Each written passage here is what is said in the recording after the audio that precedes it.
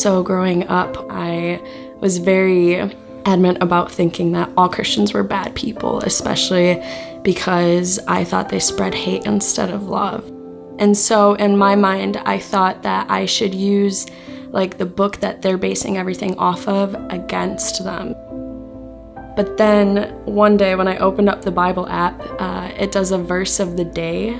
And the verse that came up was Romans 8:18. The sufferings that we feel today shall not be compared with the glory that will be revealed in us. I remember just thinking, what? Because that didn't sound like hate at all. And as someone who was struggling with depression and felt sad all the time and felt like I was suffering consistently, to hear that there was something more to it and to read that really surprised me. And so I got scared and I put the Bible down and never returned to it until college when I met Morgan. I met Ashley on the 8th floor of Chadbourne, a dorm on campus.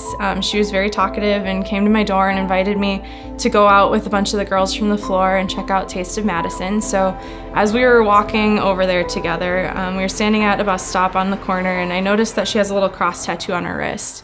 It was my junior year of high school, and I remember there was this long post that had all these religious symbols on it and the secular meaning behind them. The cross can symbolize being loving and kind and compassionate to one another.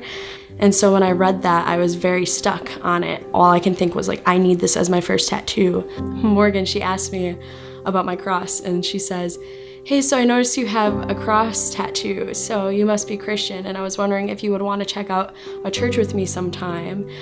And I said, "Oh no, I don't really do that church thing. This stands for my own morals and beliefs." And I didn't really know what that meant at all. Her response was something like, "Oh, okay, I'm gonna check out church sometime, and if you might be interested in that, you can ask me about it." And she also said something along the lines of if you ever want to find out what it means to me, I guess you can ask me about that too. I remember thinking, I don't want to know what it means to you.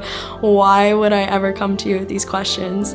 But then literally 3 days later, I just felt so pressed, especially because all I can think about was how the Bible couldn't be truly bad because of Romans 8:18, and I needed to know what this symbol means to her beyond what I thought it meant to me.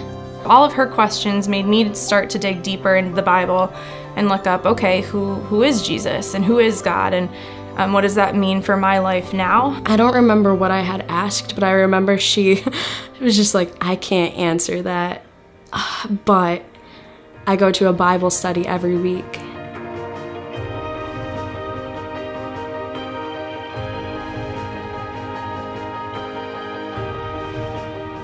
And so I just decided that night that Jesus exists, Jesus is real, he died for my sins, he has saved me, and I want to continue learning about how he loves me. I remember right after I had accepted Christ, I just started telling everybody about who he was.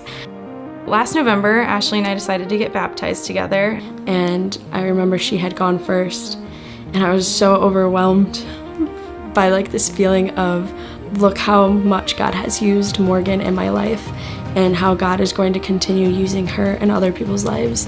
It was an amazing moment. I remember crying, watching Morgan go, and then suddenly it was my turn, and Pastor Mark was like, "Do you accept Christ as your Savior? Do you love Christ with your heart?" And I was like, "Yeah, of course." Then suddenly I was dunked and I came up, and it was just so liberating almost to show that I loved Christ so much. And I just declared that God has the most important role in my life, and I just declared that Jesus saved me, and I'm not turning back.